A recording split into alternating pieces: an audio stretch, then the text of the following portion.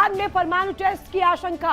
Tabriz के तसुज में भूकंप की जानकारी मिल रही। 4.5 तीव्रता से तसुज में भूकंप आया है। इस वक्त की बड़ी खबर आपको बता रहे हैं, जान मान का नुकसान फिलहाल नहीं हुआ है, लेकिन इस भूकंप की वजह को लेकर लगातार कयास लगाए जा रहे हैं, अटकलें लगाई जा रही हैं। और ये भूकंप क्या आया है या लाया गया है?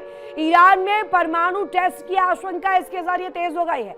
तबरीज की बात कर रहे हैं, जहां तसुज में भीषण भूकंप आया है। 4.5 तीव्रता से तसुज में यह भूकंप आया है। जान मान के नुकसान की फिलहाल कोई जानकारी नहीं है। ये कहा जा रहा है कि जान मान का नुकसान नहीं हुआ है, यानी ये भूकंप है या परमाणु परीक्षण, ये बड़ा प्रश्न इस वक्त उठता हुआ नजर आ रहा है। ये तस्वीर और ये जो बड़ी खबर है, इसके जरिए अगर आप देखेंगे तो एक तरह से बड़ा सवाल उठ रहा है कि क्या ईरान ने अब तैयारी शुरू कर दी अंदर खाने से और परमाणु परीक्षण कर लिया है? क्या ये तस्वीर तसुज में जो भूकंप आने के साथ बन रही है, ये बड़े खतरे की आहट है? और ये आहट है उस खींचतान की, उस टकराव की जो खाड़ी में आने वाले समय में हम देखने वाले हैं। जान मान का नुकसान बेशक ना हुआ हो, लेकिन इसके बाद अटकलें जरूर लग रही है कि कहीं ईरान ने परमाणु परीक्षण तो नहीं किया है, परमाणु टेस्ट तो नहीं किया है, और अगर किया है तो ये क्या खाड़ी में आगे जलजला लाएगा? तबरीज का क्षेत्र जहां तसुज में भूकंप आया। एक बड़ी खबर और सामने आ रही है। आईडीएफ का दक्षिणी लेबनान के 6 गांवों के लिए आदेश सामने आया है। 6 गांवों को खाली करने के लिए आईडीएफ ने आदेश दिए।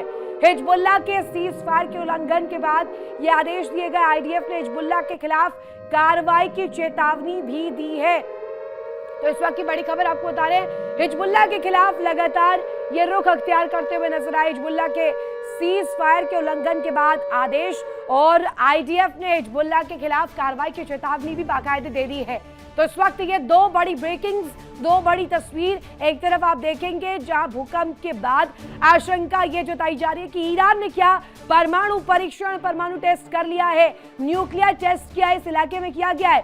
तबरीज के तसुज में जो भूकंप आया, क्या वो उस बात का नतीजा था? क्या वो रेपरकशन उस न्यूक्लियर टेस्ट का था? दूसरी तरफ अगर आप देखेंगे, आईडीएफ ने हिजबुल्लाह के खिलाफ बड़ी कार्रवाई की चेतावनी दी है और कहा है सीज फायर तो हो गया है, लेकिन इसके बावजूद भी अगर हिमाकत, कोशिश आतंकवाद को आगे बढ़ाने की गई तो ये प्रयास बहुत ज्यादा घातक साबित होंगे। एक बड़ी खबर और यूएई के रक्षा मंत्रालय से जुड़ी बड़ी खबर, जहां दुबई और अबू धाबी को ईरान ने निशाना बनाया। ईरानी मिसाइलों और ड्रोन से यहां अटैक किया गया है, बाकायदे टारगेट किया गया है।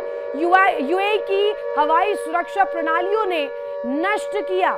अब इसको लेकर जब जानकारी मिल रही है, इसके बाद एक प्रश्न और, जो संकेत दिए जा रहे थे कि ईरान ने अटैक किया हो, यूएई को टारगेट पर लिया हो, अब रक्षा मंत्रालय इसको लेकर तस्वीर दे रहा है कि दुबई और अबू धाबी को ईरान ने निशाना बनाना शुरू कर दिया है। ईरानी मिसाइलों और ड्रोन से अटैक किया है, बाकायदे निशाना बनाया है। यूएई की हवाई सुरक्षा प्रणालियों ने बहरहाल इसे नष्ट किया और इंटरसेप्ट करते हुए नजर आए।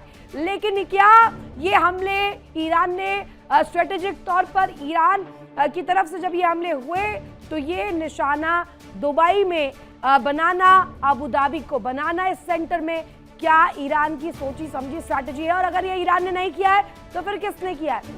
एसिमेट्रिक वॉरफेयर में जहां एलाइज और इस वक्त प्रॉक्सीज की लड़ाई चल रही है, इस बीच अगर ये हमला यूएई पर होता है तो किसने किया है? ये बड़ा प्रश्न अगर उठ रहा है तो क्या आगे आने वाले समय में ये खींचतान और बढ़ेगी? देखिए इंडिया डेली 24/7 अब आपके स्मार्ट टीवी पर। इंडिया डेली मौजूद है सभी डिजिटल प्लेटफॉर्म पर लाइव और लगातार। इंडिया डेली 24/7 हर दिन राष्ट्र को समर्पित।